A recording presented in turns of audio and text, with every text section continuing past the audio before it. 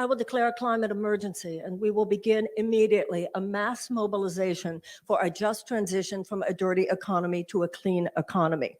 President Biden likes to call himself the climate president, and there have been healthy green investments in the Inflation Reduction Act, but all of those benefits have been nullified by the fact that he has given more oil drilling permits even than Donald Trump did.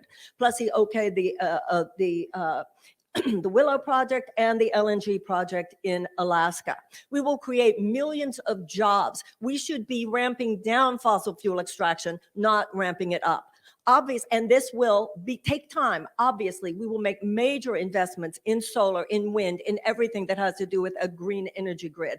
At the same time, in states such as New Hampshire being an example, this must be a just transition. The government must compensate in any way necessary to make sure that there is no citizen in New Hampshire or in any other state in the United States that does not have the ability to stay warm during the winter.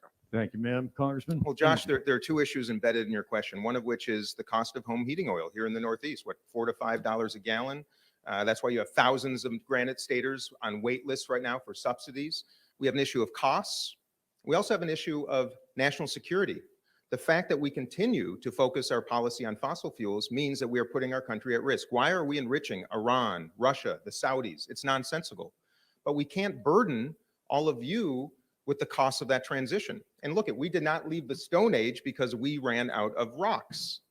We came up with better ways to do things, and we know what those things are. Wind.